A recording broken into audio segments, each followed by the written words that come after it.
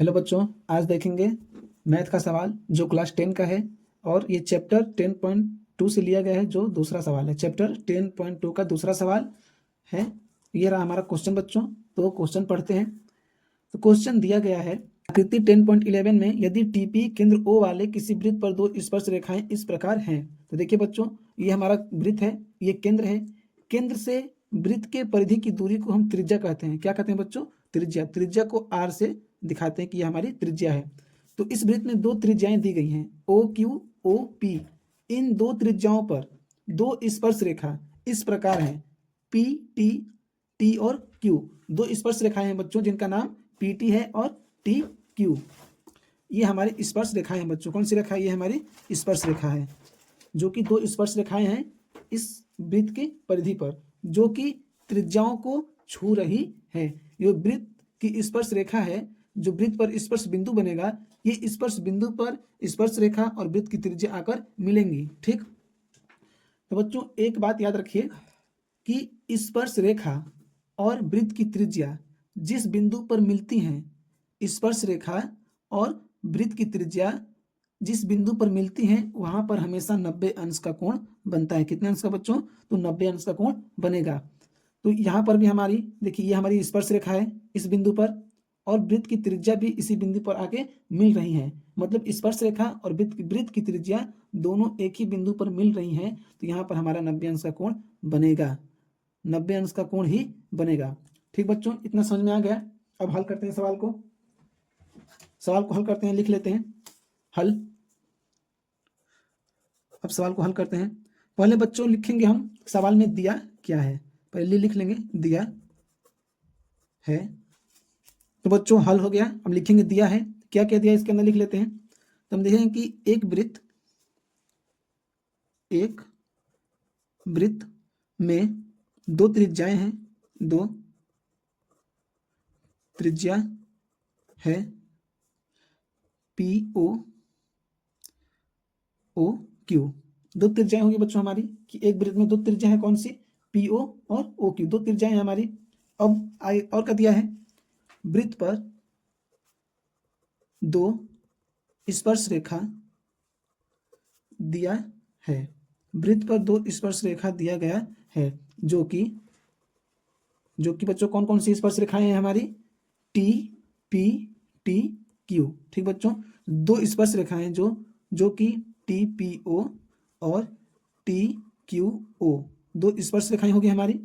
अब आगे लिखेंगे कि पी ओ क्यू बराबर 110 अंश। मतलब पी ओ क्यू बच्चों, पी ओ क्यू, तो ओ पर 110 अंश का कोण बन रहा है।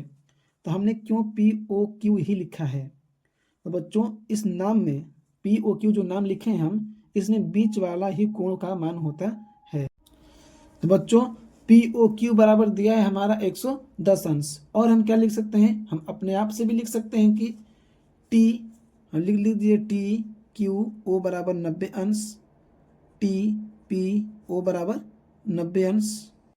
तो बच्चों टी क्यू ओ हमारा 90 अंश इसलिए होगा, देखिए टी क्यू एक स्पर्श रेखा है और ओ क्यू जो है वृत्त की परिधि, और ये जहां पे मिलेंगी वहां पर 90 अंश का कोण बनाता है, इसलिए हमने टी क्यू ओ को 90 अंश लिख लिया। इसी प्रकार टी पी ओ को भी हम 90 अंश लिख लेंगे। क्या पूछ रहा है बच्चों हमारा? पी टी क्यू, ये हमें ज्ञात करना है। ठीक बच्चों, तो ज्ञात करना है तो अब चलते हैं सवाल की ओर। अब आप लोगों को ज्ञात करके दिखाते हैं। तो देखिए बच्चों, सबसे पहले तो ये वृत्त है, लेकिन वृत्त में ये जो चित्र बना हुआ है इसमें चार भुजाएं हैं। इसमें कितनी भुजाएं हैं बच्चों? चार भुजा। वृत्त में जो चित्र बना हुआ है, ठीक बच्चों, वृत्त में जो चित्र बना हुआ है ये पूरा, ये इसमें चार भुजाएं हैं, P Q O Q Q T T P. ये चार भुजाएं मिलकर क्या बना रही हैं बच्चों? ये देखिए, ये चारों भुजाएं मिलकर एक चतुर्भुज बना रही हैं। तो आप लोगों को पता है बच्चों कि चतुर्भुज में बना कोण 360 अंश का होता है। मतलब चतुर्भुज में सभी कोणों का योग 360 अंश होता है बच्चों। लिख करके हम इस सवाल को हल करेंगे। तो हम लिखेंगे बच्चों चतुर्भुज के सभी कोणों का योग। लिख लेते हैं चतुर्भुज के सभी कोणों का योग। ठीक ना बच्चों? तो चतुर्भुज के सभी कोणों का योग, तो चतुर्भुज में सभी कोणों का योग 360 अंश होता है बच्चों। तो हम लिख लेते हैं कि चतुर्भुज के सभी कोणों का योग 360 अंश। तो सभी कोण, जो चतुर्भुज में कोण बन रहे हैं बच्चों, वो हमारे कौन कौन से कोण हैं? देखिए यहाँ पर जो चतुर्भुज में कोण बन रहे हैं वो कौन कौन से हैं? पहले तो आपका कोण हो गया पी ओ क्यू, ठीक बच्चों। पहला कोण क्या हो गया? पी ओ क्यू प्लस दूसरा कोण हो गया बच्चों टी क्यू ओ, तीसरा हो गया टी पी ओ, और चौथा हो गया बच्चों पी टी क्यू बराबर 360। मतलब बच्चों इन चारों कोणों का योग 360 अंश है।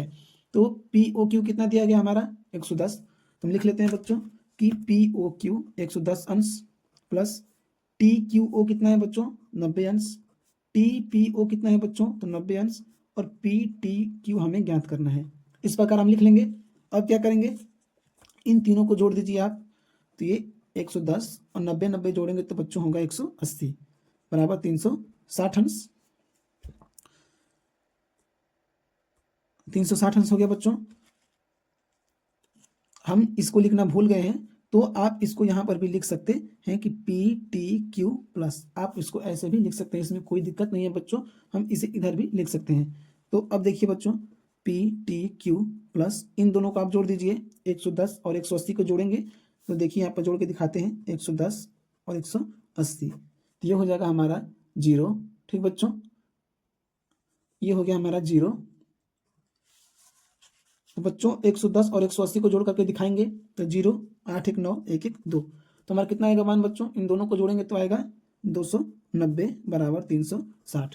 बच्चों जरूरी नहीं है कि इन दोनों को, इसको हमने यहाँ पर लिख लिया, इन दोनों को जोड़कर यहाँ पर 360 उतार दिए हैं। हम इसको लिखना भूल गए बच्चों यहाँ पर, तो हम इसे इधर भी लिख सकते हैं, इससे कोई दिक्कत नहीं है।